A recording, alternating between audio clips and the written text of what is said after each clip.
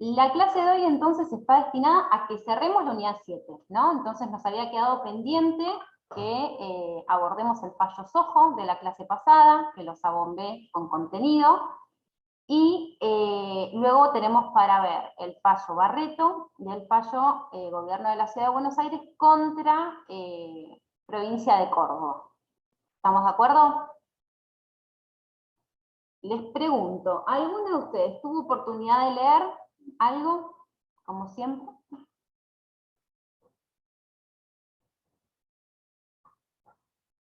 Juan, vos que estás de vacaciones no tenés excusa, ¿eh?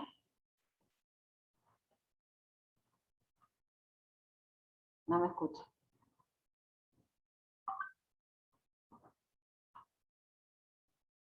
Bueno, nadie se da por aludido. Bueno, entonces, ¿alguna consulta de la clase anterior? ¿Algo que quieran no refrescar, porque ya lo damos por el contenido, pero algo que no hayan entendido? No, profe, no. De la clase anterior no. ¿Estamos bien? Bueno, yo les acabo de compartir en el chat un texto que encontré digital en internet buscando una pregunta que tenía para resolver un caso mío, laboral, y me pareció que estaba, lo estuve leyendo justo hoy a la mañana, me pareció que estaba piola el contenido, no es contenido obligatorio, no se estresen con eso, es simplemente porque me pareció que estaba piola, clarificador, la forma en que lo expone el doctor Perrino, que es, digamos, un estudioso del tema de competencia original, en realidad de temas de derecho constitucional. Así que, bueno, se los compartí en ese contexto, de que aquel que quiera abordar o profundizar o que esté un poco inseguro con el contenido, nada, eso. Estela, ¿Universidad Atlantic o American? No, la University debe ser seguro. American University, ¿no? Yo creo que, Estela, ya me consultaste, ¿vos no me mandaste mensaje privado? ¿Puede ser? A ver si...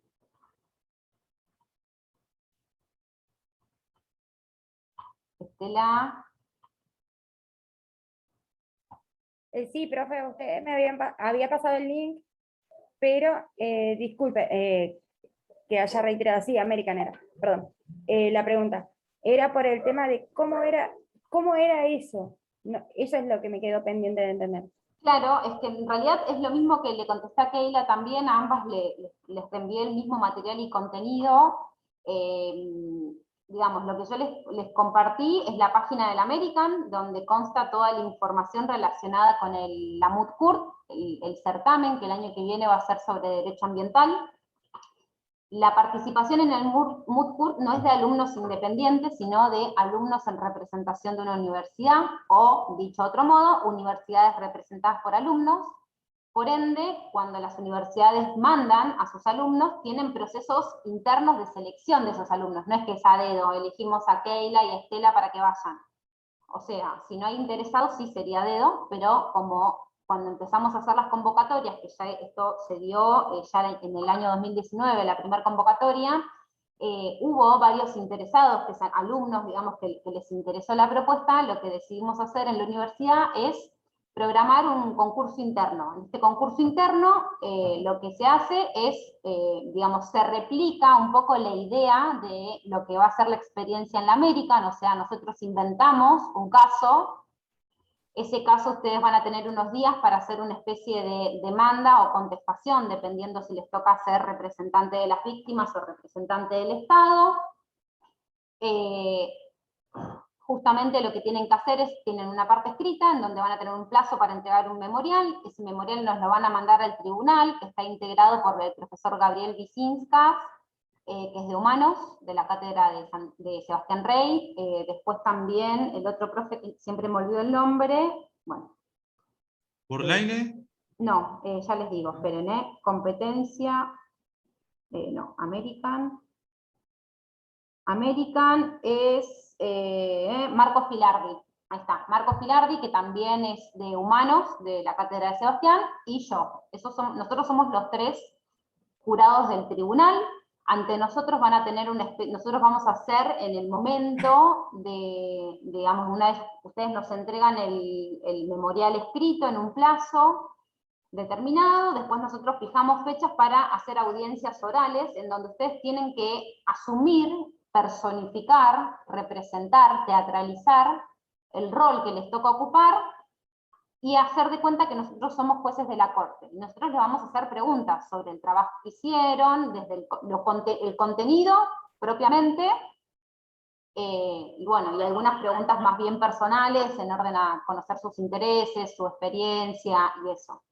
De ahí sale un orden de mérito, y del orden de mérito se selecciona 2 titulares y 2 suplentes. Esos titulares o suplentes son quienes van a integrar el equipo que represente a la universidad en el próximo certamen que se va a hacer en mayo del año que viene. Todavía no hay especificaciones respecto a si va a ser presencial o si va a ser vía remota, como se hizo estos 2 años de pandemia.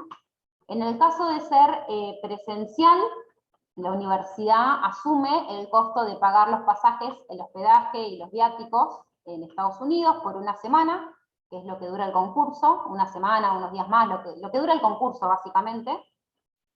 Y en el caso de ser remoto, no van a tener costos más que conectarse al Zoom, básicamente, ¿no? Y bueno, nosotros obviamente que en todo el intervalo, una vez que son seleccionados, entra todo el proceso de trabajo para hacer el memorial real que va a ser presentado ante la American University.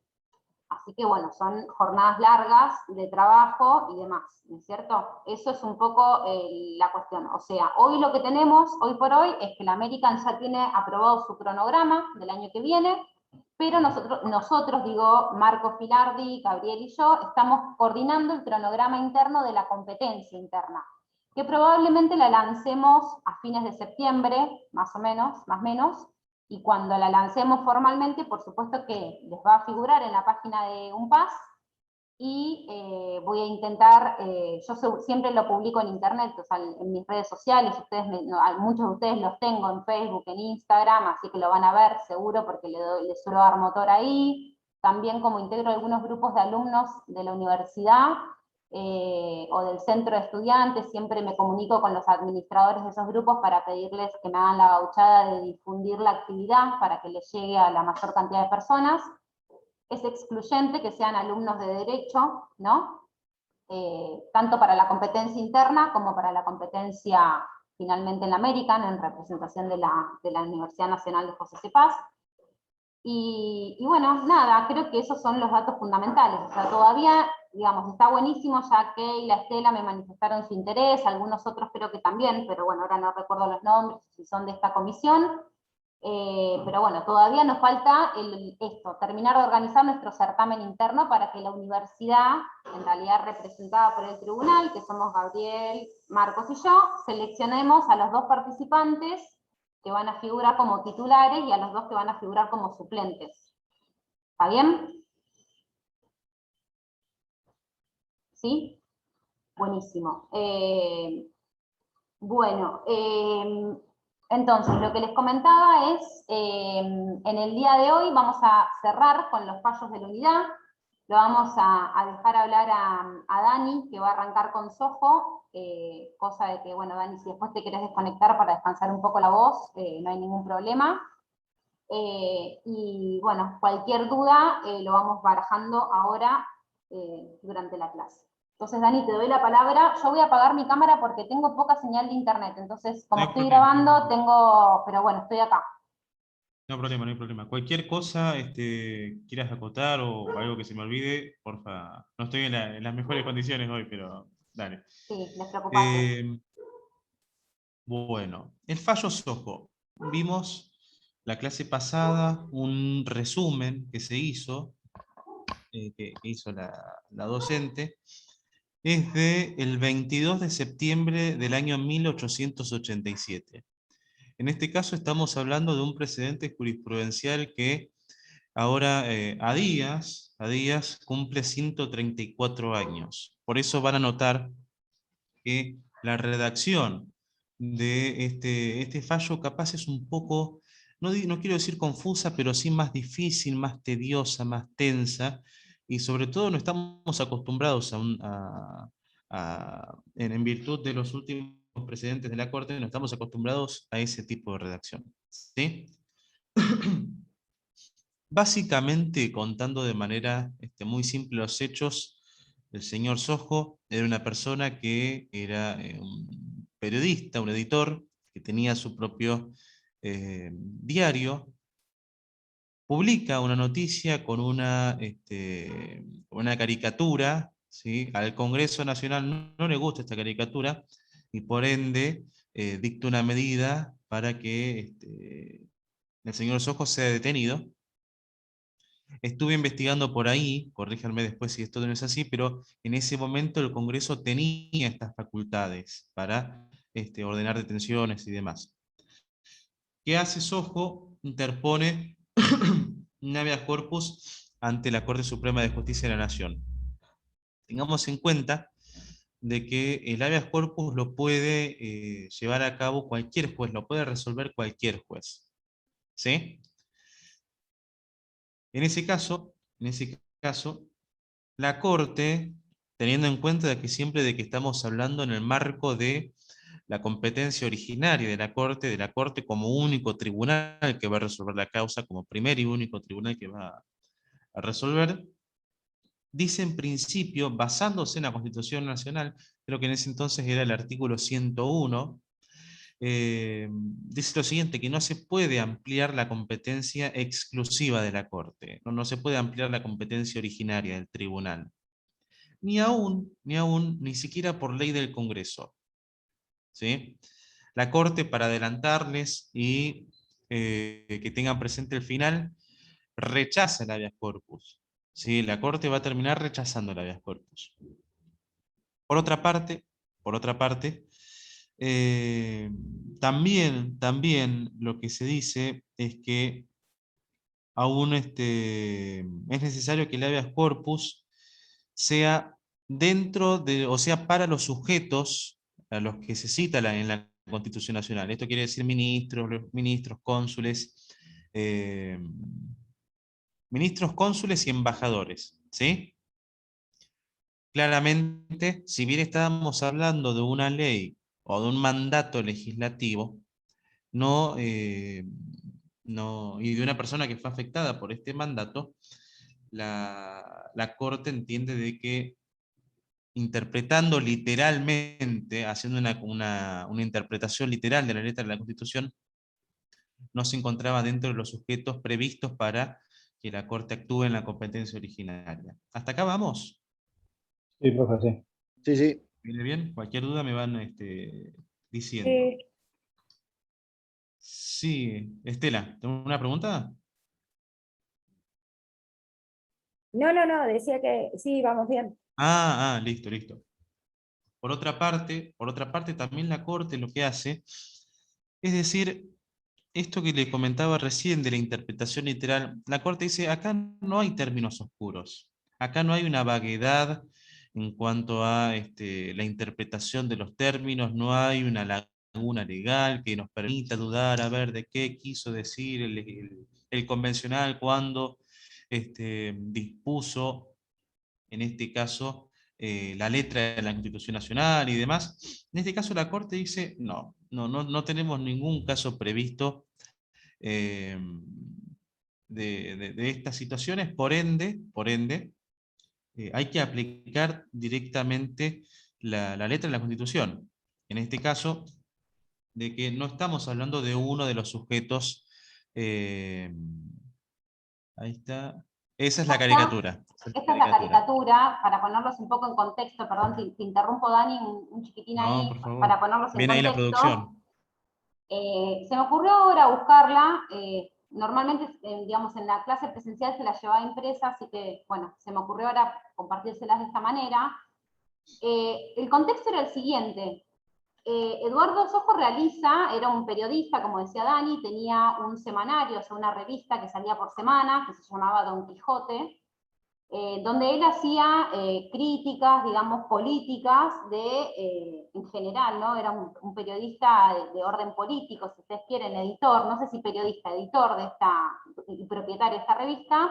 Lo que él hace es una caricatura en donde él dibujaba como carneros, acá ven estos carneros que estoy acá señalando, ¿no? A esta figura que representa la República, ¿no? La República estaba, acá ven carneros acá, mayoría, estos son los carneros.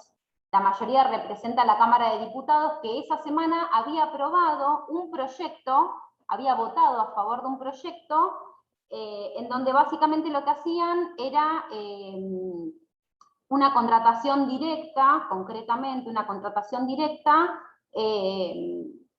para, ay, no me sale ahora la... Ahora hora de salubridad. Claro, contratación directa para llevar a cabo obras de salubridad. Entonces él dibuja, ¿no?, a los diputados como carneros que están apretando en una prensa a la República, mientras que la República escupe monedas, ven acá, escupen monedas, que van a estar acá, expulsando monedas que van a ser pescadas por la empresa que había resultado como contratada directa, que era Canevali y compañía, ¿no? O sea, lo que vemos acá es esto, la República siendo apretada, comprimida, ¿no?, por esta ley de los diputados, que los figura como carneros, vendiéndose, expulsando la plata que tenía para que sea, digamos, cobrada por esta empresa Canevali. Finalmente la ley no termina saliendo, Canevali funde básicamente y Sí, aparece... profe, perdón. La Sí. obra había estado no sé cuántos años en construcción y no se había podido terminar, por eso querían contratar a esta empresa para que creo que en 3 años terminarla, y también había mucha plata de por medio y no se pudo terminar la obra. No, el tema es, perdón, el tema es que ya estaba prácticamente terminada y le daban la concesión por no sé cuántos años, algo que ya estaba casi, digamos, terminado, le daban la concesión privada a esta empresa. Así lo entendí yo.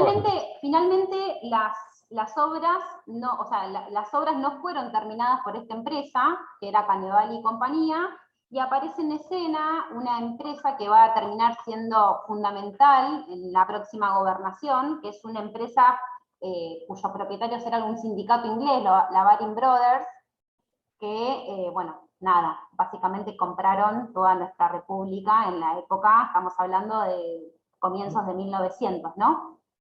Así que bueno, esta caricatura que es publicada como titular, ¿no?, de la revista, es lo que ofende a los diputados, de ahí que los diputados dictan, ¿no?, con sus facultades, dictan una orden para enviar preso al autor y propietario y editor de la revista, que era el señor Eduardo Sojo. La ley en ese momento habilitaba a que el habeas corpus fuera interpuesto por cualquier juez, ante cualquier juez, y resuelto por ende por cualquier juez.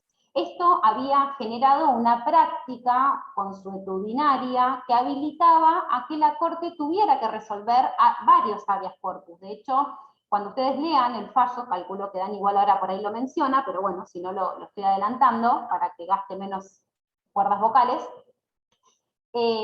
Concretamente lo que la Corte verifica acá es que aun cuando en muchos supuestos anteriores de no tanta gravedad institucional había admitido los habeas corpus en función de que el privilegio más importante de la República Democrática estaba siendo avasallado, que era la libertad, ¿no?, la libertad de este editor, de este propietario, entonces la Corte finalmente hace caso omiso a esos precedentes, ¿no?, y vota por rechazar el habeas corpus. Pero no lo rechaza por una cuestión de fondo, sino por una cuestión de forma, que es empezar con toda una doctrina que después se va a ir profundizando y que vamos a ir viendo con los fallos que me tocan exponer a mí, que tiene que ver con analizar de manera restrictiva los artículos 116 y 117 de la Constitución, que por el momento eran los artículos 100 y 101, o 101 y 102, ahí estoy haciendo agua, de la Constitución Nacional, que todavía no estaba reformada. ¿Hasta acá vamos? Sí, profe. ¿Sí? Muy bien. Dani, te sigo dejando hablar. Dale. No es por nada, pero los chicos han leído más el fallo Sojo que el fallo Barreto. No me quiero pelear con la docente, pero bueno, es un dato de color. Y los chicos no se acuerdan que la que pone notas soy yo, pero bueno. Tal cual, tal cual, tal cual. No, Sí, no, tengan en cuenta, chicos. Barreto lo leí, profe. Ah, bien ahí Juan Pablo es mi Lo adelanté, carnero. Sí, lo Ariel, adelanté, Janina, Miriam, Keila también lo leyeron. lo Así que adelanté el viernes pasado. Yo leí más el Yo de lo leí, Sofo. pero no entendí, no llegué a ninguna conclusión. El de Barreto me pareció un poco complicado por el tema de la cuestión civil. Muy bien, bueno, vamos, que ahora ya van a ver que después lo desculamos todos juntos. Vamos, Dani, con dale. Soho. Uno de los argumentos, veníamos hablando de que justamente la Corte dice acá no hay términos oscuros, no hay vaguedad en los términos, por eso hay que aplicar solamente los requisitos que establece la Constitución para que haya competencia originaria, que era que en este caso si se afectaba o si le daba legitimidad a un sujeto para acceder a esta competencia exclusiva de la Corte, era a los ministros, a los cónsules y a los embajadores. ¿Sí? Otro de los argumentos es que la Corte analiza el tema de el orden republicano. ¿Sí? Dice, si yo como Corte, como cabeza de un poder judicial, me aboco en una decisión legislativa, estaría afectando la división de poderes. Por eso tendría que llevarse a cabo el análisis o resolver el habeas corpus un juez inferior. ¿Sí? Como verán después hay dos disidencias con los argumentos más o menos parecidos. Tenemos la disidencia del juez Latorre, que sigue con este argumento de que cualquier juez podía resolver el habeas corpus. ¿De acuerdo? Y por otra parte también lo que dice es que la Constitución solamente enuncia los supuestos de acceso a la vía exclusiva de la competencia. No dice son solamente estos y ninguno más.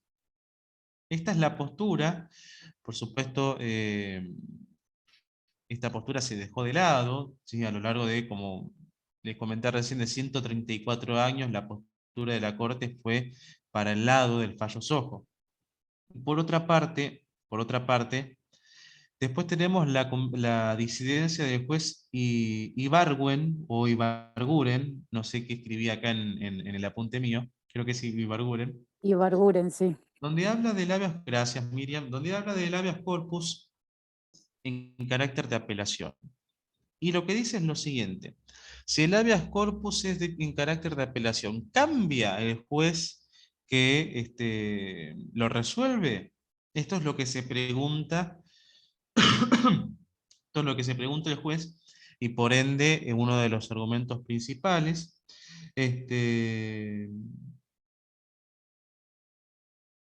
Y justamente, después dice, el Congreso decidirá ver si las facultades estas son cuestionadas o no. ¿Sí? Ese es más o menos el fallo Sojo. Se hablaba, perdón, del, Sí, ay, se me fue. Del artículo 20 de la ley 48, ¿no? sí, ahí Belén, sí. Sí. Que La trataba ley, sobre el habeas corpus. exacto, la ley 48, que es la ley que está mencionada como de septiembre de 1863. Tal cual. Claro, porque la detención fue hecha por el Poder Legislativo Por el Poder y no por Legislativo en ejercicio de facultades. del Poder Judicial. O sea, se tomó atribuciones que no le correspondía. No, eran Miriam. facultades que en ese momento En tenía. ese momento el el Congreso, legislativo. la Cámara, en orden de garantizar, perdón, ahí me pongo cámara mientras hablo y la apago.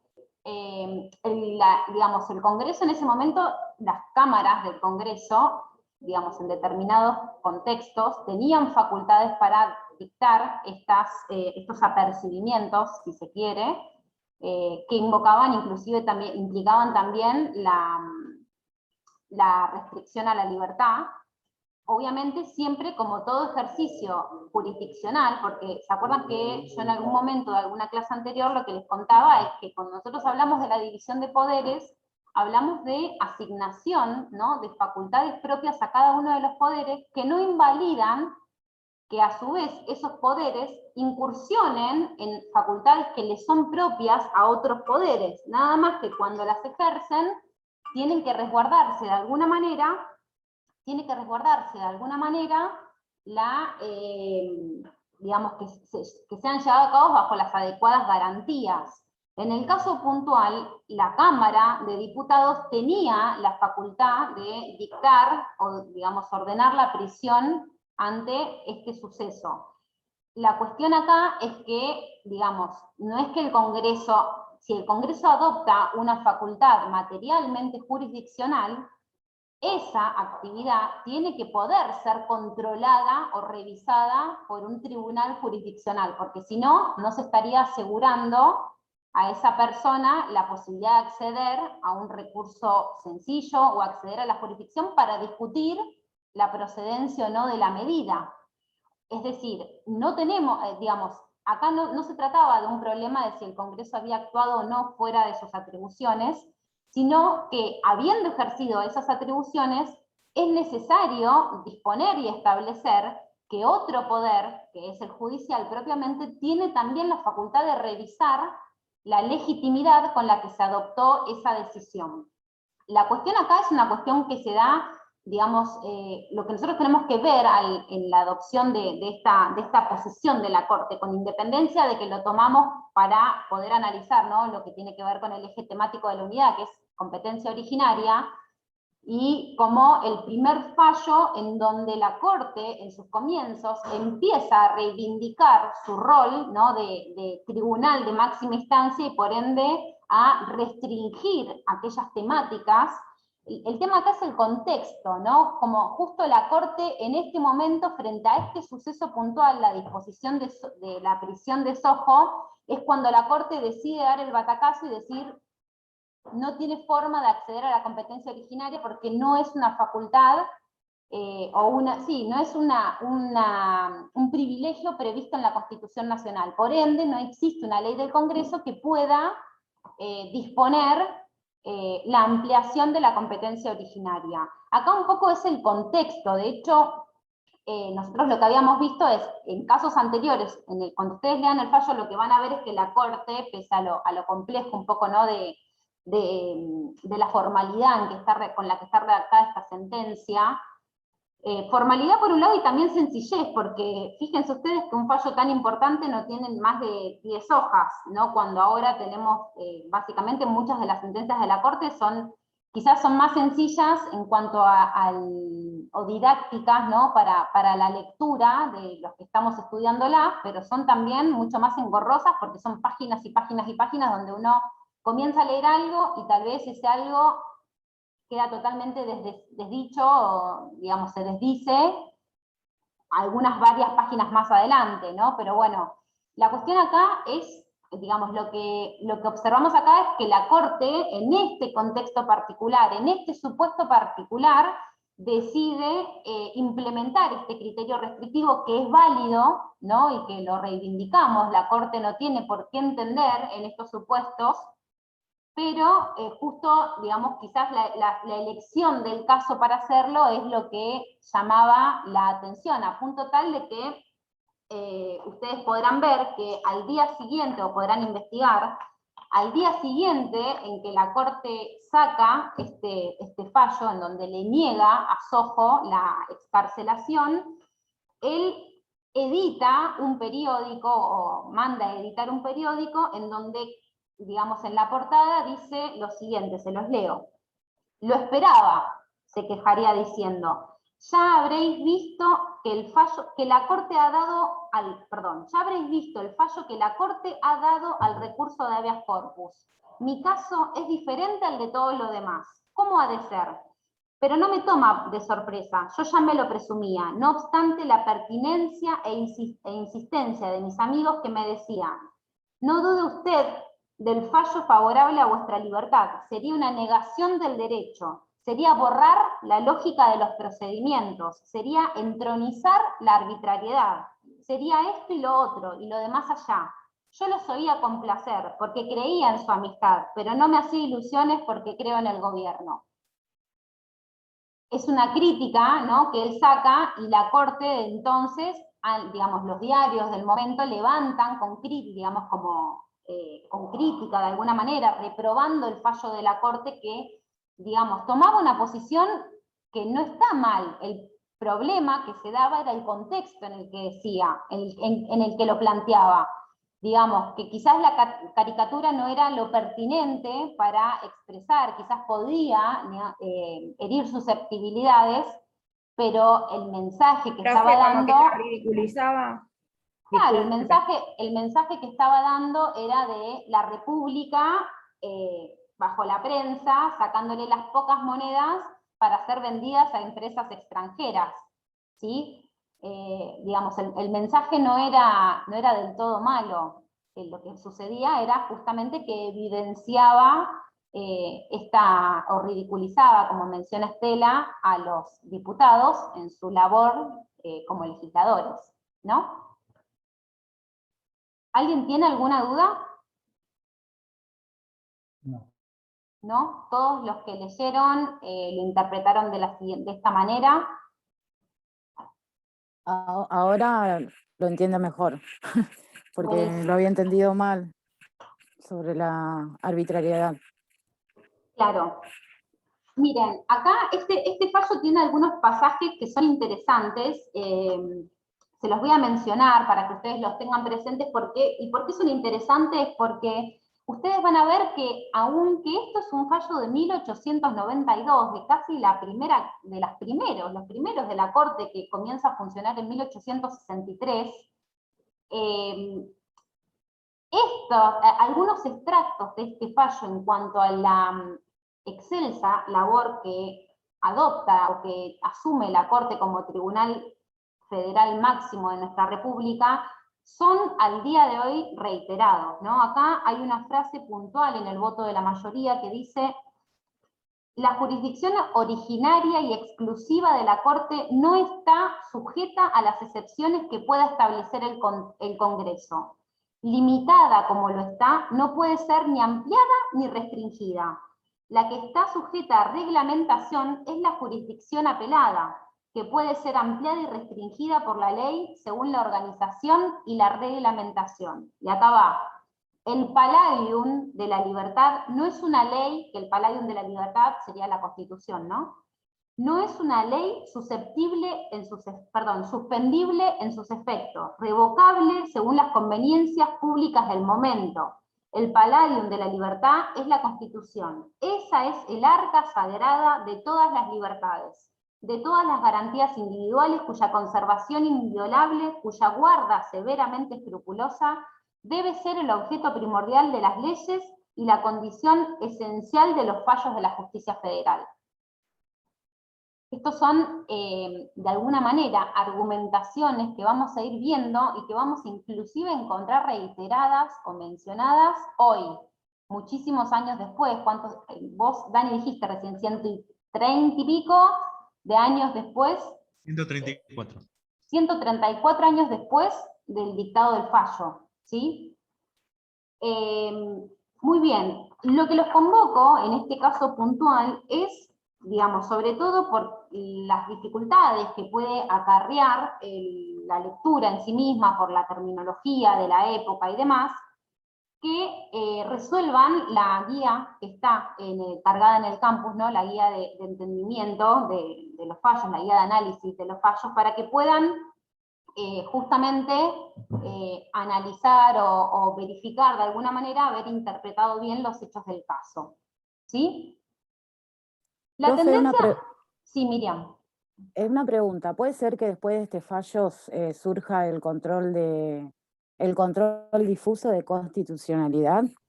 Mira, la doctrina constitucional de alguna manera enmarca el fallo Sojo como el caso en el cual la Corte Suprema Nacional por primera vez lleva a cabo control de constitucionalidad, ¿sí?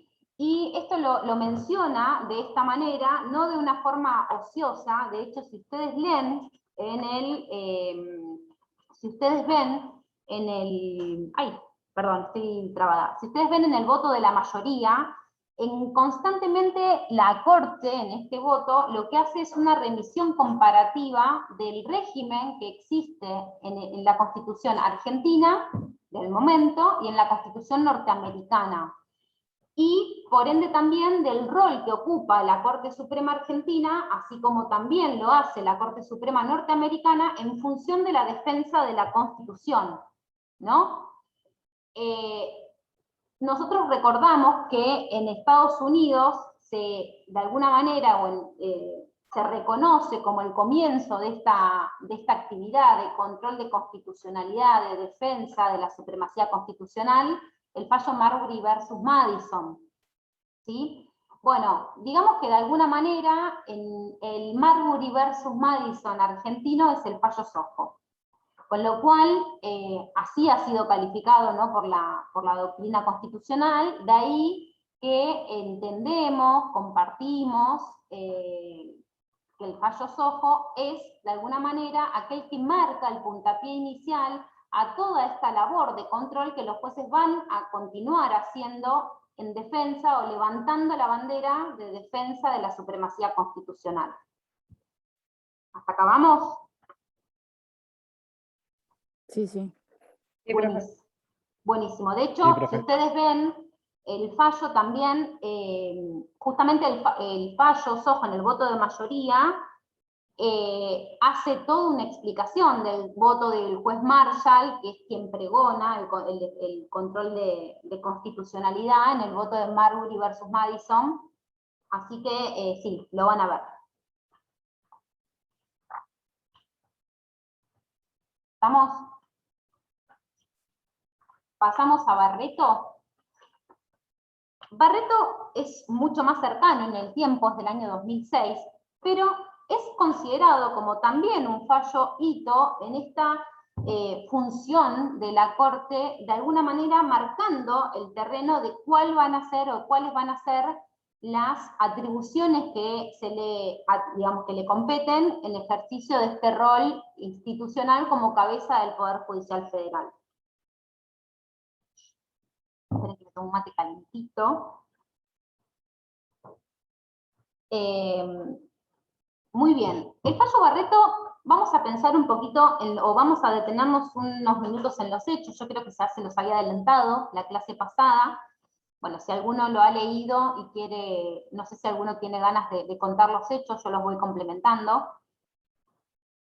Juan. Bueno, los hechos, en el caso de Barreto, profe, Dale. y compañeros. Bueno, el señor Alberto Barreto y Mirta Galarza, que eran los padres de una chica que había sido baleada por un agente de la policía bonaerense, y ellos se presentan con una pretensión indemnizatoria en contra de la provincia de Buenos Aires. ¿Sí? Sí. Bueno, hasta ahí los hechos. Bueno, después la Corte le sale desfavorable porque dice que no se podía entrometer en las autonomías provinciales, que de atender el caso era como atentar contra las autonomías provinciales. Era un caso para resolverlo en el ámbito provincial. Exacto.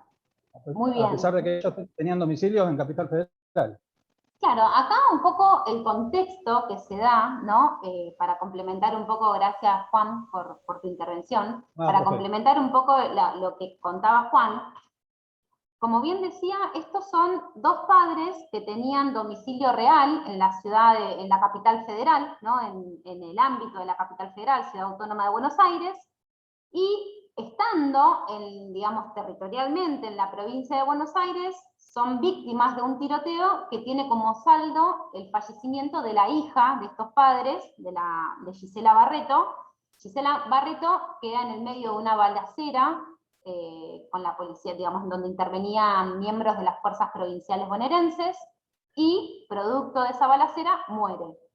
De ahí entonces que los padres de Gisela Barreto, que tenían, como les dije, domicilio en la capital federal, promueven una demanda originaria en donde, digamos, lo que pretendían era una pretensión resarcitoria, es decir, una indemnización por el fallecimiento de la hija, y la inician como demanda originaria porque a quien estaban demandando era, ellos se consideraban vecinos de la ciudad de Buenos Aires y demandaban a una provincia. ¿Se acuerdan que cuando nosotros veíamos los casos que están, digamos, englobados dentro de lo que es la jurisdicción originaria, decimos siempre que sea parte de una provincia contra un vecino de otra provincia o a la inversa, en una causa civil? ¿Se acuerdan que estaba esa cuestión, ¿no? De el artículo constitucional 116 y su, digamos, y en particular el 117 mencionan que serán de competencia exclusiva de la Corte los casos en donde intervenga una provincia contra un vecino de otra, o un ciudadano extranjero o un Estado extranjero, ¿sí? Entre otras cosas. Y que cuando veíamos el decreto 1285 del año 58, observábamos que el artículo 24, inciso primero, agregaba un requisito a esto, decía, será de competencia originaria y exclusiva de la Corte cuando se promueve una demanda de un vecino de una provincia contra otra provincia o a la inversa, en una causa civil. Entonces, lo que teníamos que descular acá, porque, a ver, en principio no teníamos duda de que los padres de Gisela Barreto tenían domicilio real en la ciudad de Buenos Aires, o sea, se consideraban vecinos de una provincia concretamente contra la provincia de Buenos Aires en sí mismo. En el expediente, y esto no va al caso, hay toda una cuestión acerca del domicilio, es decir, si realmente ellos eran habitantes de la ciudad o no eran habitantes de la ciudad. La cuestión de Claro, esto, porque sacando... Sí, Ariel. en un momento dice polvorines, ¿no? Exacto, sí. Exacto. Ahí entraba la duda. Claro. ¿En En la provincia o términos, capital? digamos, en concreto un poco el dilema que se da... Un segundo que complemento algo y ya no sé quién habló, pero la dejo hablar. Complementando lo que mencionaba Ariel, lo que sucedía acá es que el domicilio real de esta familia, es decir, los padres de Gisela Barreto, vivían en la localidad de Los Polvorines, vecinos. Y el domicilio que figuraba en su documento era un domicilio de Capital Federal. ¿Cuántos de nosotros tenemos el domicilio desactualizado? ¿No? En ese contexto se sorteó, es decir, se dejó pasar esa cuestión. Entonces, cuando el caso llega a la jurisdicción originaria, porque así lo promueven, digamos que la Corte, si bien menciona en el relato de hechos la circunstancia esta de la duda acerca de si correspondía considerarlos o no, como, digamos, en el supuesto de vecino de una provincia contra otra, pero en realidad lo que la Corte termina diciendo es, no me voy a meter en ese detalle puntual, sino que voy a aprovechar la oportunidad para circunscribir si estamos o no frente a una causa civil. Porque digamos que en rigor de verdad, acá teníamos dos cuestiones. El caso podía ser rechazado, si se consideraba la cuestión del domicilio real, es decir, dónde efectivamente habitaba esta familia, el caso no era de competencia originaria, sino que era de la competencia contencioso administrativo provincial, ¿no? Porque era el vecino de la provincia de Buenos Aires denunciando a la provincia de Buenos Aires. Ahora, la familia, seguramente en pos de obtener una respuesta más rápida, más efectiva, aprovecha la situación del domicilio que figuraba, digamos, en la documentación presentada, entonces se presentan en la jurisdicción originaria, digamos, presentándose como vecinos de extraña jurisdicción respecto de la provincia. La Corte hace caso omiso a esa cuestión, no obstante la menciona, pero se detiene puntualmente, como les digo, para rechazar la procedencia de la causa en instancia originaria en el factor de si se cumple o no el requisito de causa civil que dispone el decreto reglamentario 1285 del 58. Acá, como vemos, es una Corte que está queriendo, o sea, la Corte bien pudo haber rechazado el caso por el otro factor. Sin embargo, acá había una decidida intención de la Corte de comenzar a restringir aún más la interpretación que se venía haciendo en precedentes anteriores, el mencionado puntualmente es el precedente de Gandia, respecto a qué es lo que debía interpretarse como causa civil. ¿Sí? La Corte, como para adelantarles un poco la moción, la Corte rechaza el caso. Y rechaza el caso porque considera que no estábamos frente a una pretensión que pudiera ser conceptualizada técnicamente como una causa civil. ¿Por qué? Porque lo que la Corte observa es que la responsabilidad sobre la cual se edificaba, o el hecho sobre el cual se edificaba la presunta responsabilidad de la provincia de Buenos Aires, era el hecho de sus dependientes, concretamente el ejercicio del poder de policía de seguridad, o en el ejercicio del poder de policía de seguridad había existido una víctima damnificada que nada tenía que ver con la cuestión, digamos, que de la intervención de la policía, y entonces, en virtud de esa impericia de la policía provincial, se siguió un daño que debía ser resarcido. La Corte lo que dice acá es que no estábamos frente a una causa civil, no obstante lo cual existen dentro de la problemática que planteaba la familia de Barreto, digamos, determinados elementos que podían ser encuadrados, calificados, caracterizados a partir de elementos del derecho civil. Concretamente, en el viejo Código de Vélez Arfiel, el Código Civil, hay varios artículos, en puntual acá hablamos del artículo 1112 del viejo Código, que justamente delimita los supuestos de procedencia de la responsabilidad estatal por falta de servicio. Falta de servicio justamente está dada por aquella impericia, negligencia, ejercido por autoridades estatales o provinciales, de las cuales se siga un daño. ¿Sí? Por ejemplo, ustedes tienen una urgencia y son operados en un hospital público, y en el hospital público, en vez de extirparle el apéndice, le extirpan un riñón, por error. Entonces ustedes inician un caso de mala praxis. ¿Sí? Ese caso de mala praxis en el hospital público habla de una falta de servicio del sistema de salud.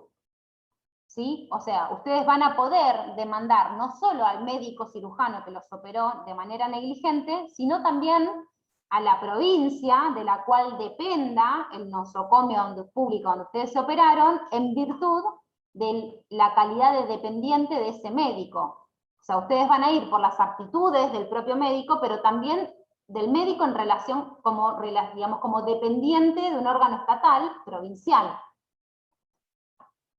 Cuando nosotros hablamos de los elementos de la responsabilidad, esto, digamos, se los voy a dar muy por encima porque es netamente obligaciones y derecho civil, que no es objeto de la materia, pero para que ustedes lo puedan entender en el contexto, cuando nosotros hablamos de los elementos que componen la responsabilidad, estos elementos necesariamente están determinados en los códigos de fondo, puntualmente en el Código Civil, ¿no? Que dispone cuáles son los elementos de la responsabilidad y cómo ha de caracterizarse cada uno. Ahora bien, eso es en términos generales, pero cuando uno analiza un caso puntual, esos elementos que hacen a la responsabilidad van a tener que ser subsumidos al caso concreto. Esto quiere decir que yo voy a tener que hacer uso, extractar esos 4 elementos y ir verificándolos en la relación jurídica concreta que yo lleve análisis ante un juez.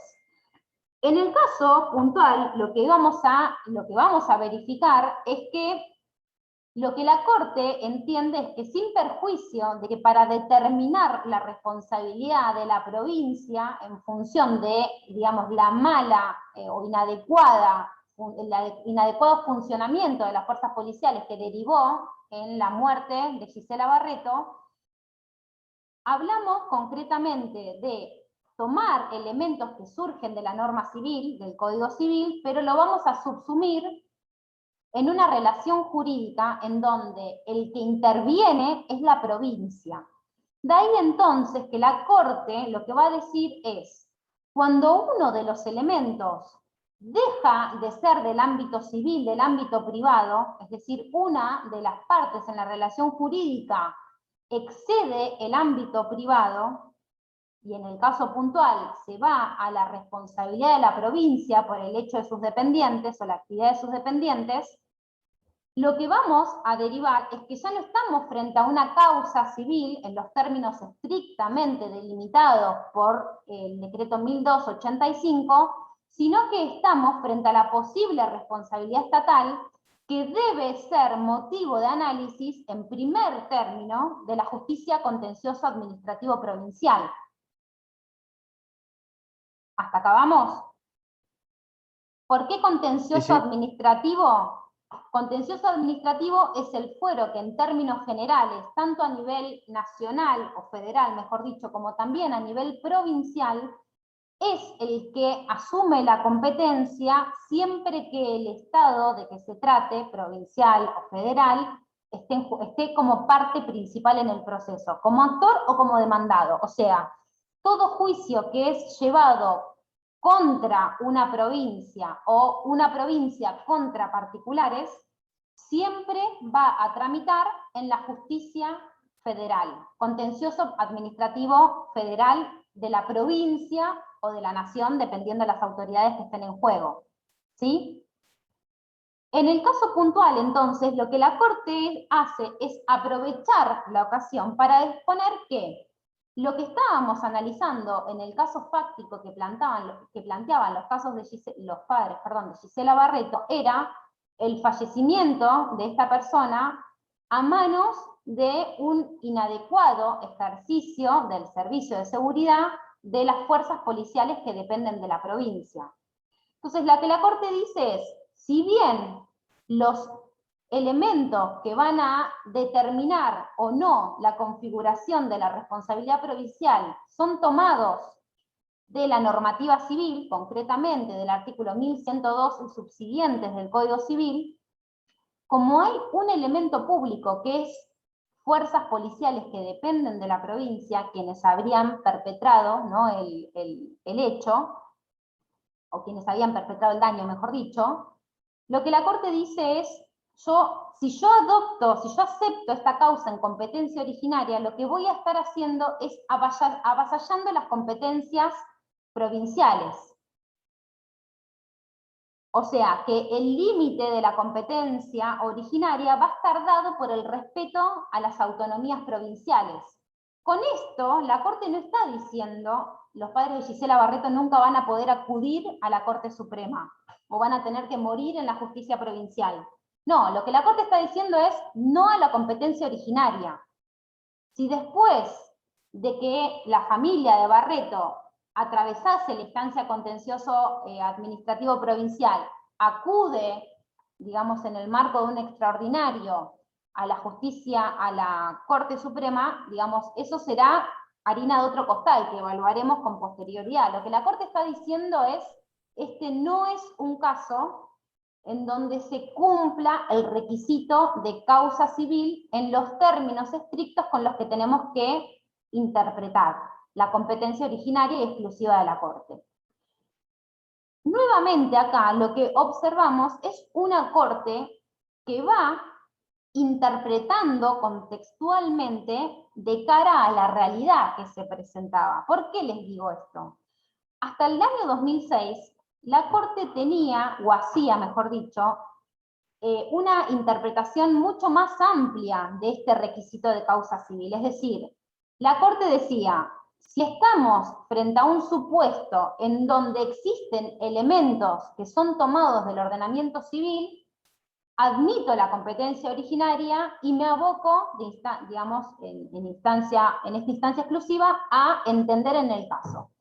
Sin embargo, la Corte lo que dice acá es, con el diario del lunes, con el pasar de los años, razones de servicio aconsejan un cambio en la jurisprudencia. Este cambio tendía a posar o hacer una hermenéutica mucho más restrictiva de la normativa que se estaba interpretando. De hecho, si ustedes empiezan a ver de alguna manera los fundamentos que da el voto de la mayoría, ¿no? En este caso, dice la Corte, les leo algunos pasajes, por ejemplo, considerando cuarto, Los tribunales no son omniscientes y como cualquier otra institución humana también pueden aprovechar del ensayo y error, de la experiencia y de la reflexión. Tienen que existir causas suficientemente graves como para hacer ineludible un cambio de criterio. En el considerando 5 dice la Corte: la evidencia empírica demuestra que el criterio empleado a partir del año 1992, esto es el precedente de Gandia, que es el precedente de 1992, para discernir la presencia de una causa civil, demuestra que el criterio empleado por el precedente de Gandia para discernir la presencia de una causa civil, como consecuencia de su amplia formulación semántica y su significativa extensión, estoy leyendo como el diablo. Concretamente, en considerando 5, la Corte lo que plantea es que no quería leer y quería explicárselo, pero bueno, hizo una mezcla y no se iba a entender. Así que se los explico mejor sin leer el considerando 5 y los invito a que lo lean ustedes puntualmente. Lo que la Corte dice es las consecuencias empíricas,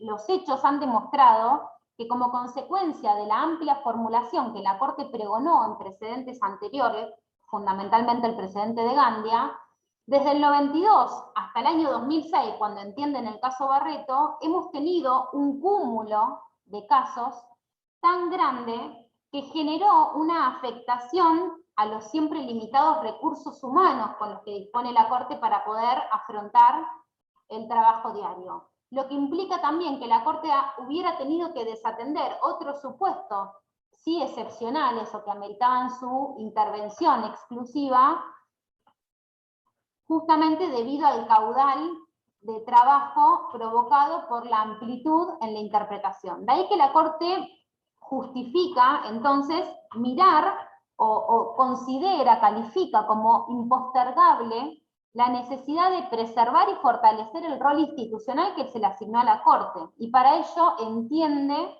como necesario promover un cambio de criterio en tanto en lo que respecta, digamos, concretamente al requisito de causa civil.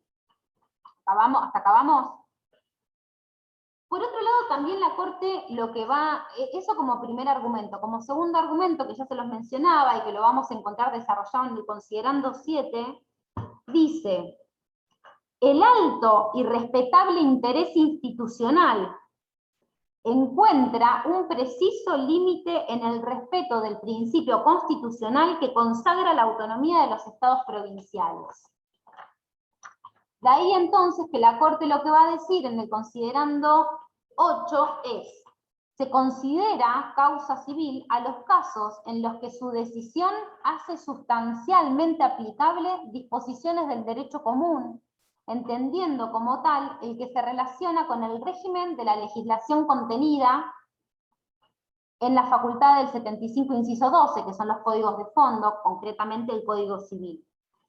Y finalmente, la conclusión a la que llega la Corte, que la expresa en el considerando 14 o 15, es decir, que será considerado causa civil los litigios regidos de manera exclusiva por normas y principios del derecho privado, tanto en lo que concierne a la relación jurídica de que se trata, como en el examen sobre la concurrencia de cada uno de los requisitos de la responsabilidad patrimonial, y en su caso en la determinación y evaluación del daño resarcible. De ahí entonces que, considerando que en el caso puntual lo que se estaba analizando era la actividad llevada a cabo por las fuerzas policiales dependientes de la provincia, la Corte va a entender como necesario que la familia de Gisela Barreto acuda primeramente a la justicia contencioso-administrativa provincial para la determinación eventual, digamos, de la responsabilidad y la eventual indemnización que se le quiera atribuir por el hecho del fallecimiento de la hija. ¿Hasta acá vamos? ¿Alguien tiene alguna duda? No, hasta acá es claro, profesora. Estela, vos habías manifestado que te había, o Estela o Miriam, no me acuerdo si Miriam está por ahí, sí está ahí.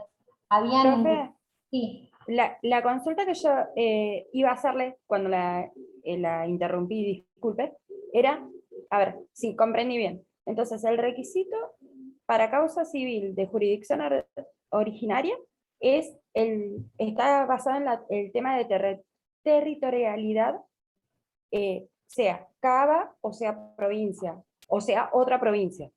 sí. Es así, digamos, era para No. hacer la comprensión. No, Estela, estás mezclando ahí. La territorialidad es una cosa que tiene que ver con la Ok. vecindad, es un requisito, y otro Ok. requisito aparte de la distinta vecindad tiene que ver con la configuración de un supuesto de causa civil, que es este caso Por eso, Barreto. el de causa civil es la parte de jurisdicción originaria. Todo. O sea, o sea, si vos tenés distinta vecindad, le tenés que sumar el requisito de causa civil.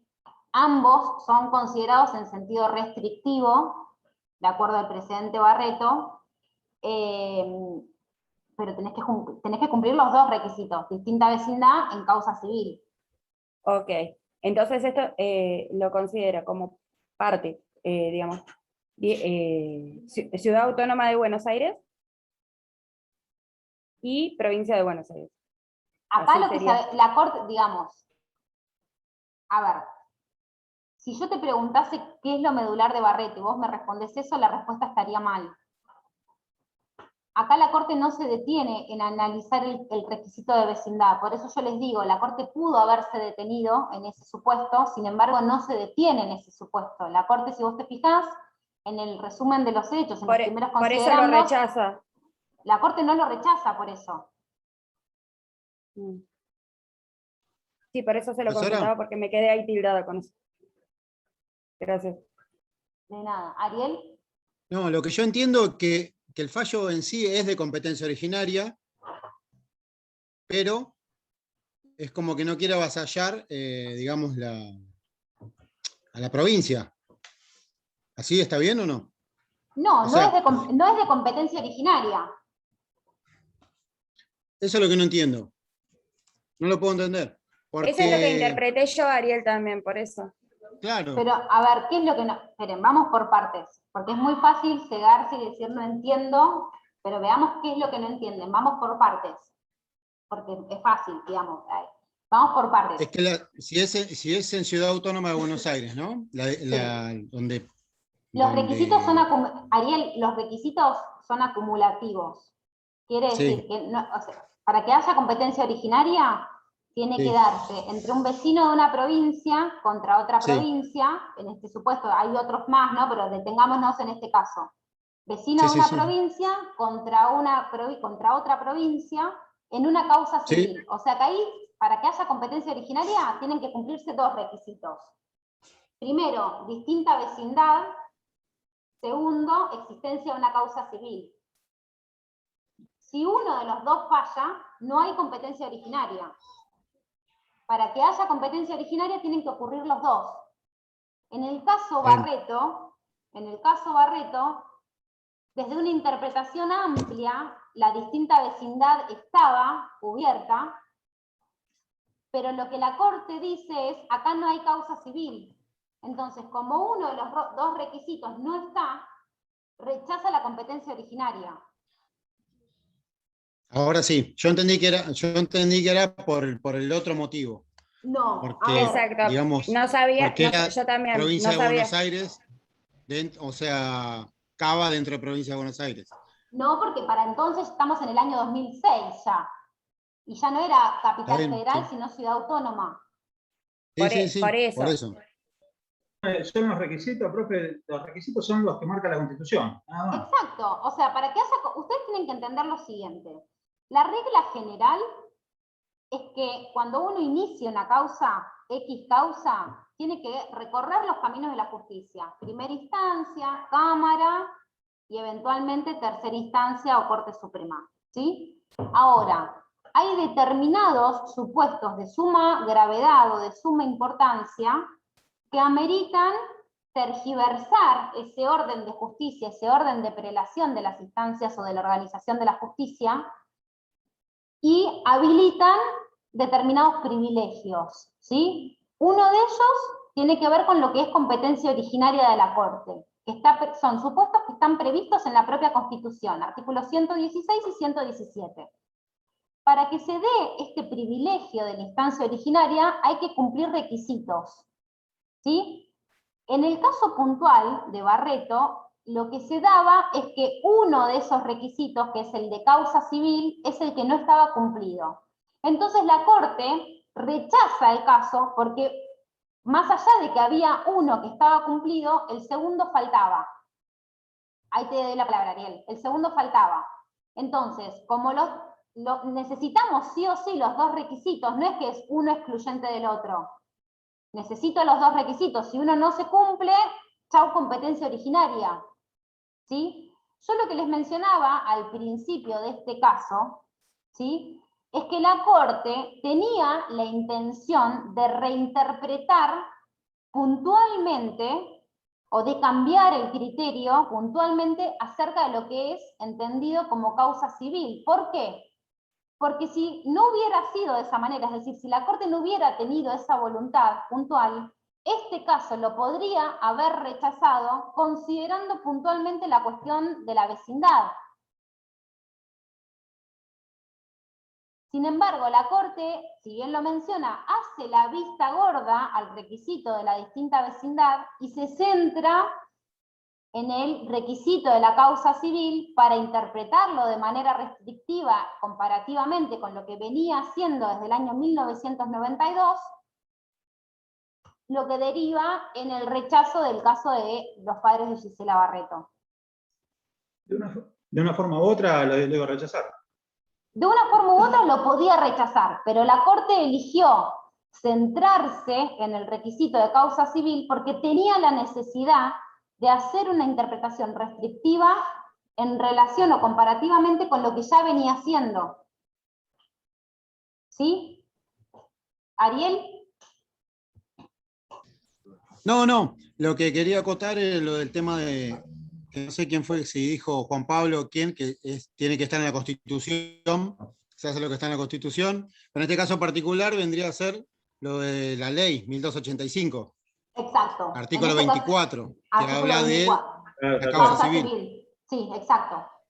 Pero, profe, los Barreto, entonces, si van a la justicia contencioso administrativo de la provincia, igualmente después, si es desfavorable la sentencia a la pretensión de ellos, llegan por competencia, llegan por apelación a la Corte, si es desfavorable, ¿verdad? A ver, por supuesto, pueden llegar por apelación extraordinaria a la Corte, cumpliendo los requisitos necesarios para llegar por apelación extraordinaria, que como vamos a ver a partir de la clase, la del 17 no, la del 24, como vamos a ver ahí, los requisitos para que proceda la competencia extraordinaria también son complejos de cumplir. Hecho, O sea, que la competencia originaria es directa, pero con los requisitos de la Constitución. Y los requisitos de la Constitución son interpretados de una manera sumamente restrictiva. Claro, y apelada en forma indirecta, es cuando los fallos son desfavorables en la instancia inferior de la Corte Suprema, llegamos por apelada. Sí, pero no lo tomes tan a la ligera. No, ya sé, yo no es fácil llegar por instancia apelada a la Corte. No. Sí, ya sé, sí. 280 y listo. Son para casos muy excepcionales. Exacto, Lorena. Sí. Tiene que haber una cuestión federal. No, por supuesto, sí hay otros requisitos. Todo eso, fíjense que aparte de todo eso, aparte de que haya cuestión federal, tiene que haber un interés institucional. Escuchaba hace poquito y lo relaciono con el fallo anterior, de que distintas personas o cualquier persona interponía una habeas corpus. Escuchaba a Lorenzetti hablar hace unos días y hacía una comparación con los problemas que plantea la Corte en los últimos 50 años, los últimos 40 años, donde son causas de real interés institucional. Antes había muchas causas entre vecinos que llegaban a la Corte, ¿sí? Esto para complementar lo que decía Juan Pablo, aparte de cumplir los requisitos, la Corte tiene que ver que hay un interés institucional realmente. Claro, no todos los casos, profe, claro. Claro. ¿Estamos bien? Bueno, ¿alguien tiene alguna duda? ¿Quedó más claro? ¿Sí? Estela, por ahí. Bueno, vamos a ir dando entonces cierre con el último fallo que tenemos, que también en este último fallo vamos a ver un poco la tendencia contraria, pero también razonable, ¿no? Contraria en el sentido de que es una tendencia a ampliar la competencia originaria, lejos de lo que la Corte viene haciendo, como vimos en Sojo y en Barreto, va a ampliar la competencia originaria para admitir a la Ciudad Autónoma de Buenos Aires como un sujeto aforado a la competencia originaria, pero, digamos, esta ampliación de alguna manera deviene más allá de la opinión que podamos tener al respecto, ¿no? Que esto también es una cuestión sumamente discutible y que para nada está zanjada en la doctrina. Lo que vamos a observar también es cómo la Corte varía el criterio. ¿Por qué varía el criterio? En el fallo que tenemos acá, que es Gobierno de la Ciudad de Buenos Aires contra Provincia de Córdoba sobre ejecución fiscal, es un caso que inicia el Gobierno de la Ciudad de Buenos Aires contra la provincia y que se origina en una deuda que acumuló la provincia de Córdoba por prestaciones médicas que proveyó la Ciudad Autónoma por derivaciones efectuadas desde la provincia. O sea, la provincia derivaba enfermos a ser atendidos por los nosocomios dependientes de la Ciudad Autónoma de Buenos Aires. Eso no es gratis, obviamente eso genera contraprestaciones entre la provincia y la ciudad. La provincia acumuló una deuda y lo que estaba haciendo el gobierno de la Ciudad Autónoma era ejecutar esa deuda. O sea, fue a la justicia a los efectos de lograr que se ordene a la provincia de Córdoba a pagar la deuda que había acumulado. ¿Sí? El caso se inicia en la justicia contencioso administrativa local, donde yo trabajo concretamente, en el juzgado número 24. En el caso puntual, el juez de primera instancia corre el traslado a la provincia, ¿sí? Intima de pago a la provincia para que pague, ¿no?, esta deuda que tenía, y cuando se presenta a la provincia opone la excepción de incompetencia. Y lo que dice es que la provincia de Córdoba no puede ser llevada a juicio en otra jurisdicción y que un conflicto de este tenor debería ser una cuestión ventilada en instancia originaria ante la Corte. ¿Sí? De ahí entonces que el caso, digamos, una jueza subrogante del juzgado 24 se declara incompetente, es decir, hace lugar al planteo de incompetencia promovido por la provincia de Córdoba, y entonces el caso llega a la Corte. La Corte, entonces, lo que vamos a ver acá es un fallo en donde la Corte no se va a expedir. Espérenme un segundito que ya mando una cosita que me están mandando y reenvío, digamos, una cosita que me van mandando y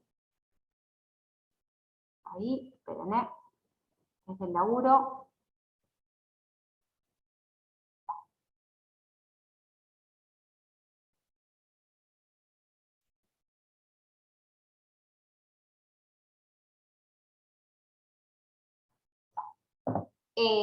Entonces, en este fallo puntual lo que vamos a ver es que la Corte, no, Laura, no es la provincia de Tierra del Fuego, es Córdoba. El fallo que tienen en el programa es Córdoba. Profe, porque yo estoy con el libro y justo el que seguía de esto, del caso Sojo y de Barreto es el de la provincia de Buenos Aires con Tierra del Fuego, entonces no es ese. No, Laura, tenés que ver el programa. Yo me dejé llevar por el libro.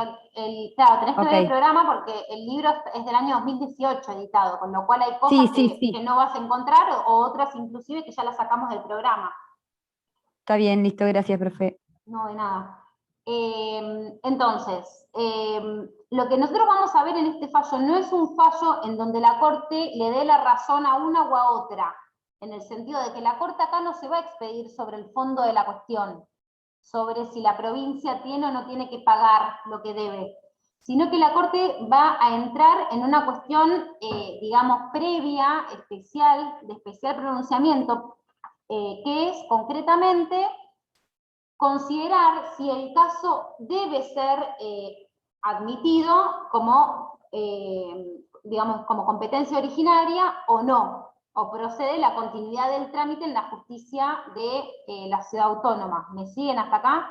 O sea, lo que vamos a ver es un fallo netamente procesal, si ustedes quieren, no de contenido, no por la deuda.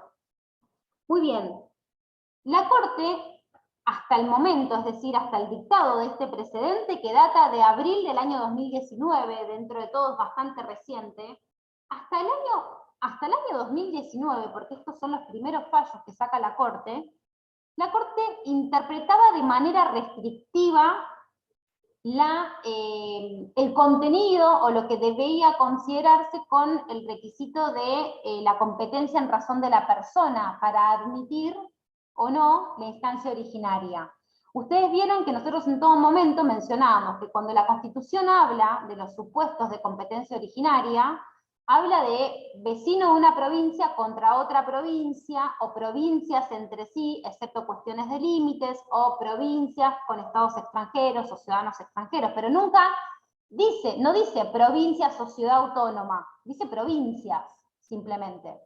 Entonces acá, esa situación, digamos, terminológica, había derivado en que hasta el año 2019, el criterio mayoritario de la Corte, con disidencias, pero bueno, en definitiva, el criterio mayoritario de la Corte había considerado que la ciudad autónoma de Buenos Aires no debía ser equiparada a una provincia a los efectos de entender o no sobre la procedencia de la instancia originaria. Esto era un criterio que se cimentaba puntualmente en hacer una interpretación restrictiva del texto constitucional. En el sentido de la misma manera que veníamos viendo, tanto en Sojo como en Barreto, que la Corte fue teniendo una postura cada vez más restrictiva, más celosa de la admisión de la instancia originaria, esto mismo replicaba cuando lo que se tenía que analizar era si la ciudad era o no habilitada para, digamos, para entender en instancia originaria, ¿sí? O para, digamos, discutir en instancia originaria. Este caso puntual, año 2019, se da en un marco de integración nueva de la Corte, ¿no? O sea, como nuevos aires en la Corte, ya lo teníamos a Rosati, ya lo teníamos a Rosenkranz, ya se había ido la doctora Argibay, el doctor Fait, ¿sí?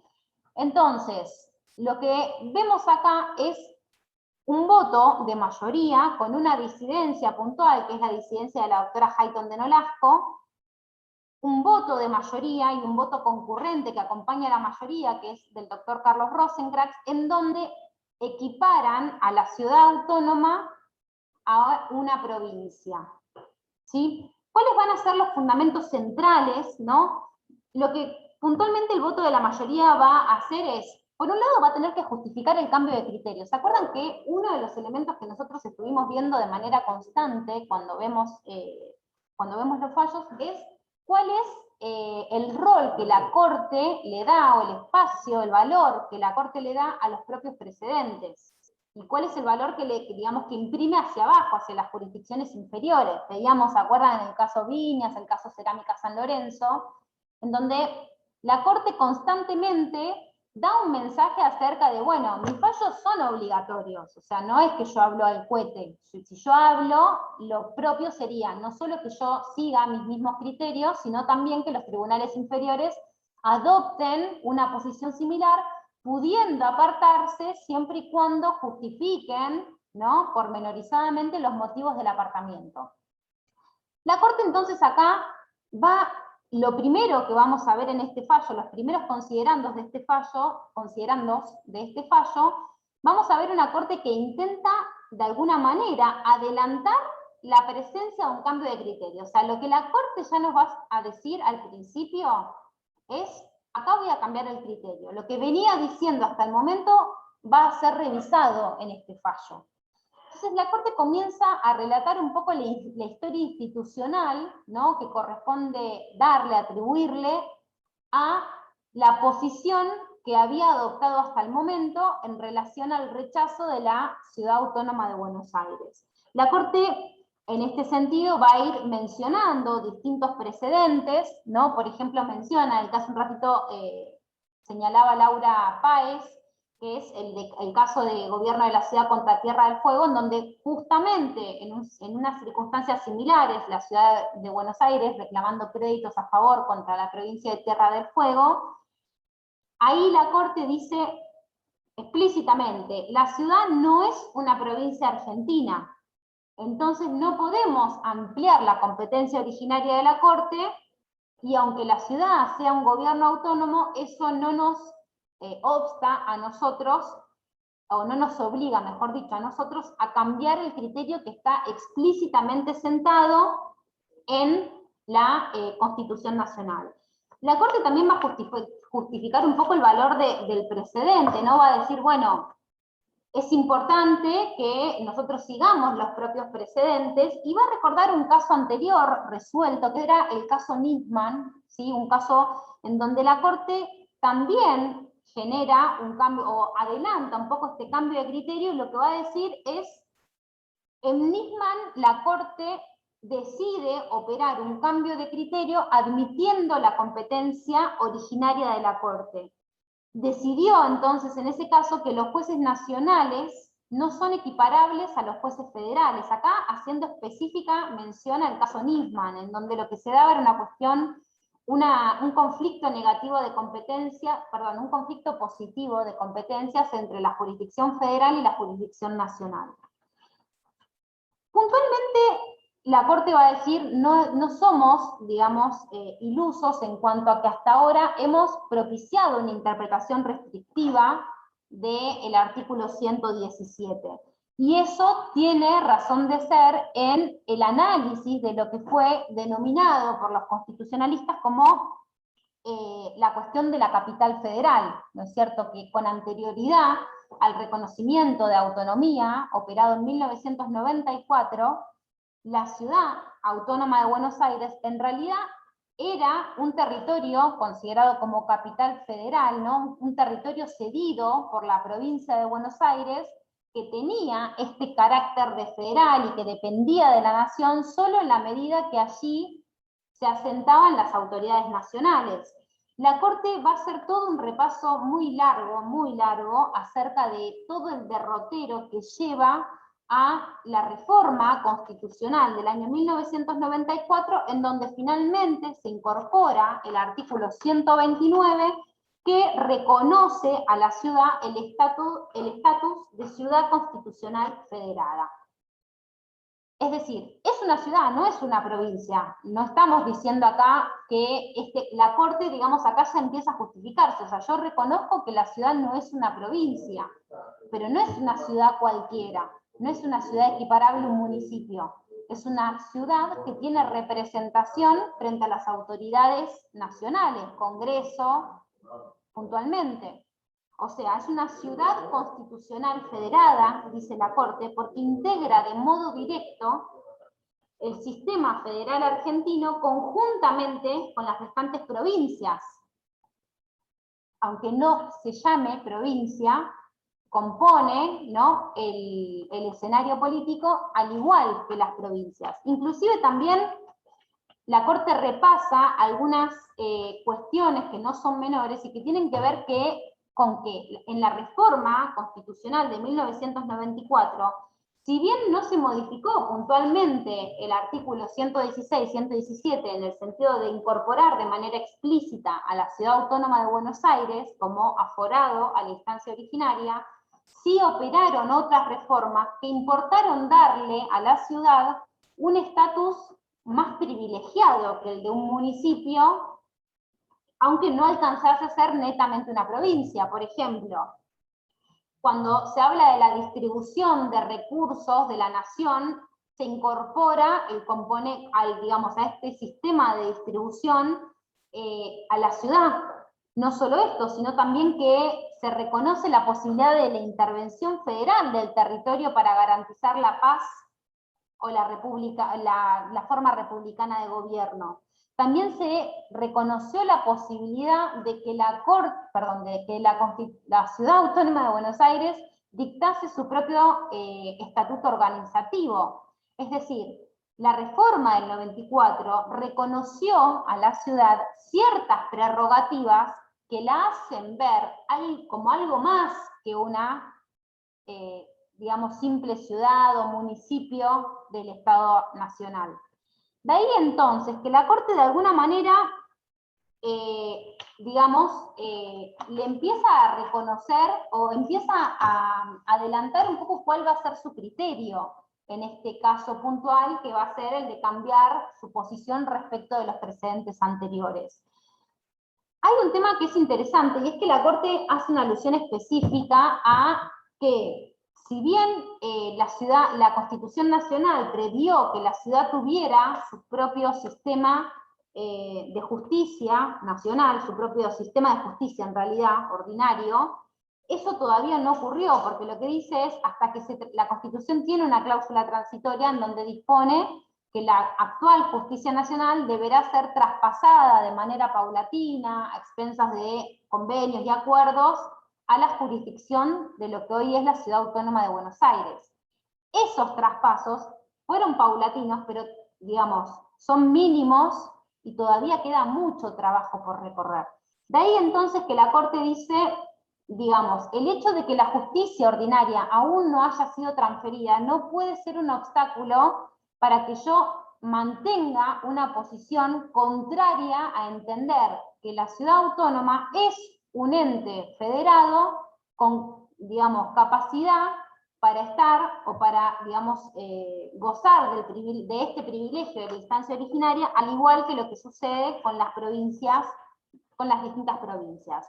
De ahí entonces, en lo que la Corte también va a hacer una alusión específica al artículo 117, diciendo que el carácter estricto con el que la Corte fue interpretando el contenido del artículo 117 no debe postularse como un obstáculo para conceder a la Ciudad Autónoma de Buenos Aires el privilegio federal de litigar en la instancia originaria, con independencia de que no esté su nombre puesto de manera explícita dentro del listado taxativo, ¿no?, que menciona la Constitución en el artículo 116 y 117. Con estos argumentos, la Corte justifica el cambio de criterio y en un voto de mayoría, como les decía, en el año 2019, entiende que la Ciudad Autónoma de Buenos Aires puede ser considerado como un sujeto aforado en la instancia originaria. De ahí entonces que al darse esta situación, el resultado práctico de este caso es que este crédito que reclamaba la ciudad contra la provincia de Córdoba fue tramitado ante la instancia originaria, porque se entendía que el conflicto se estaba dando entre la ciudad, equiparable a una provincia, y otra provincia. ¿Sí? El voto del doctor Rosenkrantz va en línea con el voto de la mayoría. La única que va a fallar, digamos, considerando mantener el carácter estricto de la interpretación o de la hermenéutica del 116-117 es la doctora Hayton de Nolasco. El voto del doctor Rosenkrantz va en línea con el voto de la mayoría, como les decía. Mi sensación respecto digamos, de la lectura, de tanto, bueno, en realidad del fallo completo, es que Rosenkrantz suele ser un poco más profesor ciruela, más maestro ciruela para sus fallos, o sea, con independencia de que podamos o no estar de acuerdo, nos puede gustar o no el perfil del juez, recordar la forma en que fue intentado obrar y todas esas cuestiones que pueden sobre nosotros... ¿Cómo? Ya se va, digo. Ya se va de la presidencia ahora en estos días, justamente. Más allá entonces de la opinión que nos amerite, ¿no?, el doctor, en realidad el ministro, lo cierto es que suele demostrar, digamos, en sus votos, como esta cuestión bien de profesor de universidad, en donde hace toda una casuística o un orden razonado de los antecedentes o de los motivos que los llegan a cómo entiende la cuestión y a cómo falla la cuestión. Por eso yo siempre que, desde la presencia de esta Corte, más allá de, como vuelvo a repetir, de estar o no de acuerdo con lo que finalmente él decide, siempre recomiendo cuando hay un voto del doctor Rosenkrantz que lo lean, porque suele ser mucho más claro, más sencillo, más didáctico en su manera digamos, de expresarse. Eso mismo se traduce para mí en este voto del doctor Rosenkrantz.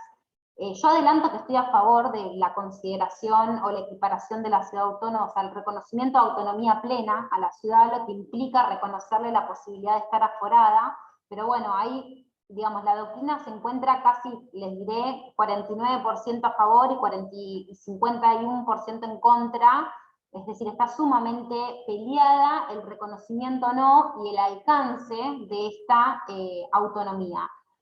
Rosenkrantz agrega acá una cuestión fundamental, que es mencionar, fundamental no, digo, un argumento sencillo para tener en cuenta, pero que no por eso hay que desmerecerlo, y es el hecho de justamente hacer una alusión a cuál es el concepto de autonomía, ¿no? Rosenkrantz se va a detener en fallar a favor, ¿no?, de la competencia originaria de la Corte, diciendo: a la ciudad autónoma se le reconoció autonomía y en ningún pasaje del texto constitucional se aclaró que esa autonomía se encontraba subordinada a la autonomía de las provincias. El convencional constituyente habla de autonomía en general, cuando al no distinguir debemos presumir que esa autonomía que le reconoce a las provincias y de otro lado a la ciudad autónoma, por más de que haya sido con posterioridad, es decir, que esa autonomía fue adquirida por la ciudad muchos años después que las provincias, lo cierto es que no debemos considerar subordinada a la ciudad. No, desde el 94 no es posible considerar que la autonomía de las ciudades, de la ciudad autónoma, esté subordinada a la de las provincias. Entonces él se inclina por considerar, por proponer que la ciudad autónoma debe ser equiparada a los efectos de la evaluación de la procedencia de la instancia originaria. También va a detenerse en supuestos en donde la Constitución Nacional menciona a las provincias únicamente, es decir, reconoce prerrogativas a las provincias que le fueron por reenvío asignado, reconocido también a la ciudad, sin perjuicio de que el convencional constituyente no incluyó a la ciudad. Por ejemplo, menciona el artículo 5 de la Constitución Nacional. Él dice: el artículo 5 impone a las provincias ciertos derechos y deberes, tales como el de organizarse bajo el sistema representativo y republicano. No obstante que solo se refiere a las provincias, en distintos fallos de esta Corte, con voto de Hayton de Nolasco, de Lorenzetti y de Argibay, se reconoció también que este derecho-deber era asimilable para la Ciudad Autónoma de Buenos Aires. ¿Sí? O sea, lo que él está diciendo es que así como el artículo 116 y 117 no menciona de manera explícita a la ciudad, eso no tiene que ser un elemento fundamental para rechazar el aforo en instancia originaria. Porque hay otras cláusulas constitucionales que tampoco la mencionan a la ciudad y que sin embargo han sido interpretadas por la Corte en el sentido de equiparar la ciudad a la provincia. ¿Me siguen acá con este argumento? ¿Vamos todos? ¿Sí? Sí, profe. Sí, sí, sí. Sí, profesora. Muy bien, entonces, esperen, que estoy queriendo ver si se me faltó algo que es importante.